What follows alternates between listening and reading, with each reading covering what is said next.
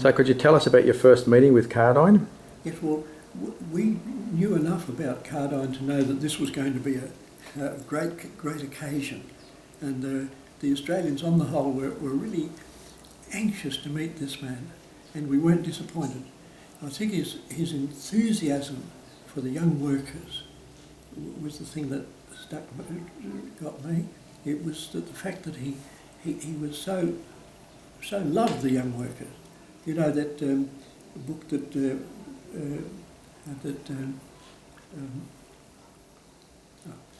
anyway, he used to hear the steps of the wooden cloggers going past his house before 6 o'clock in the morning, and he just wondered what was in store for them in their factories and workshops, and there was that kind of ongoing enthusiasm that certainly sealed for me a real love for the YCW. And like in this visit, did he talk to all the students at Propaganda, or some of you, or how? I think he spoke to all the Australians and the others that wanted to come. I see. But that could be. So it was kind of like an optional sort of external activity or extra activity. Yes, and there would have been some of the ones that spoke French who would have sort of come along too. Oh, actually, that's a good question. So what language did he speak to you in? He spoke to us in English. Okay. And I don't know that he spoke very much in French, but he would have spoken to individuals who came from, you know, the various colonies French colonies in Africa. Would he have had another session with the French-speaking students, do you think? I don't think he did. Okay. I don't think he did. Okay. It was Propaganda, so most of the students there spoke English, did they?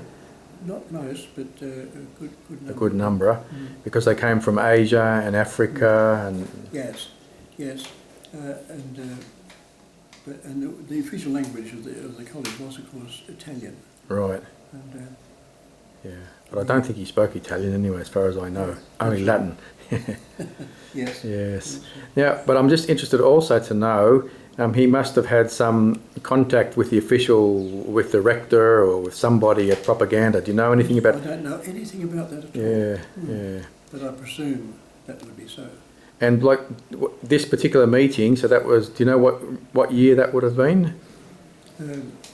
I think it was around about 48. 48. And was that the only time he came to talk to you at Propaganda? It was the only time he came while I was there, but it became fairly regular afterwards because I left in 1950. Okay. But in the period after the war, that was the only time that you know of that he came to Propaganda. Would you have any idea if he went to other colleges in Rome at that time? No, I don't. Yeah, it wouldn't be something that you'd know, I guess, from that position. And he... yes, I don't... but looking back, there were other very good speakers who came to talk to us. So the rector must have had that sort of idea in his head. Right. He'd be speakers that would help our students. For example, when Chifley visited Rome, he invited, he must have heard about this group of Australians, or someone told him, and we went down to his hotel where he was staying, and we were very impressed. I was very impressed because he was a Labor man who'd made good, and he was very... it was YCW too, because, you know, I think that the YCW was more akin to working people, of course, and Chifley was a working man, and his party was a working party. But so that was a sort of official activity for students for Propaganda, was it, to go and meet Chifley? Yes, that's right. Yes. Okay. I presume that we were able to go or not to go. Yeah. I don't remember. And what about some of those? Do you remember any other speakers that did come to the college in those years? Claire Booth Luce from America. Time Magazine or Time Magazine. Life Magazine. Or... Yeah, she came and gave a very good talk, and that one sort of made us feel that we had to be part of the world. Here was a woman, really top class, and you know, she eventually became, I think, one of the top members of the Parliament, the government in the United States, and it was good to. That's how I took it anyway. That here was a woman who really was interested in the world, wanting the place to be a better place, and all this sort of thing, and she knew what she was talking about. And then, as I say, I think she was Secretary of State. Mm. And just to maybe come back to propaganda again, would you know about any of the other staff or any of the staff, the lecturers or the professors?